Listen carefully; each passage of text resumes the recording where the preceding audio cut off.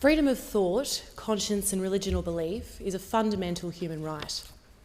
The idea that it should be unlawful to discriminate against someone in employment, in the provision of services, or in other areas of public life on the basis of a person's religious belief or activity is not, or at least should not be, controversial.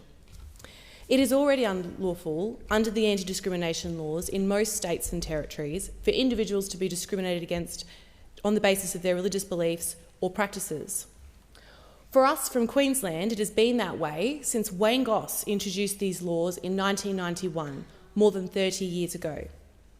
And today, less than 1% of the cases that come to our Human Rights Commissioner in Queensland are cases of religious discrimination. Most liberal democracies passed their religious discrimination laws decades ago. In Queensland, we passed ours 30 years ago. And in navigating those reforms, those states and those countries rarely experienced controversy, bitter community division or nasty public debate. And yet, for more than 3 years now, our Parliament has been turned in knots over this one. The public debate over this bill has lacked nuance.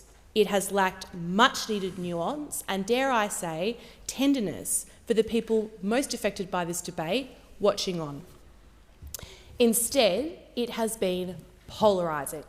It has forced everyone coming at it from all perspectives to feel that they need to justify their own identity. And that is on the man in the top job, the person who wants this bill. We have a Prime Minister who wants this bill to divide us, not to unite us. This Prime Minister who seeks only to wedge, not to bring people together. Only another era of power for himself, not an era of tolerance, acceptance and understanding for all Australians. A little over 3 years ago, the Prime Minister promised that he would update the laws to protect LGBT students as soon as possible. Those were the Prime Minister's words, as soon as possible. He has not done it in 3 years. There are 9 sitting days left of this Parliament. And this draft, this latest draft that he has managed, well, even the Prime Minister and the Assistant Attorney-General cannot agree on how this form of the Religious Discrimination Bill would work in practice, with each offering different, contradictory views about the way in which particular provisions would operate. If the Prime Minister cannot even agree with his own ministers about the effective aspects of these bills, it is awful. It is simply awful that he is content for the rest of us, the rest of the country, to be divided and pitted against one another now at his behest in this national debate at this late hour, all in the name of a political win for himself. Good legislation comes from listening. Good legislation comes from patiently working through the issues. Good legislation does not divide the community. I have been carefully reading all of the correspondence coming into my office and platforms about this issue. I am conscious of the harm that this debate is having on vulnerable people watching on, and I choose my focus and arguments carefully so as to not make that damage any worse. But one particular letter I felt captured the essence of what is wrong with this bill in its current form was this one, and I thank this particular constituent for sharing her story with us. I am a mother, wife and health worker. I also happen to be married to a woman for the last 15 years. We have 2 boys who are handfuls, cheeky, caring and wonderful. We have a large number of same-sex families living in the 4017 and our community is supportive. Last year, we started applying for private high schools for our oldest child. When interviews were released last year, my son was the only child in his school and greater community that applied that was not offered an interview at the large school. Instead, we were waitlisted. The second school we were offered an interview, we were again waitlisted. And again, he was the only child not offered a spot. It is hurtful to be kept out of spaces deemed only worthy for some. My children will face many hurdles through life.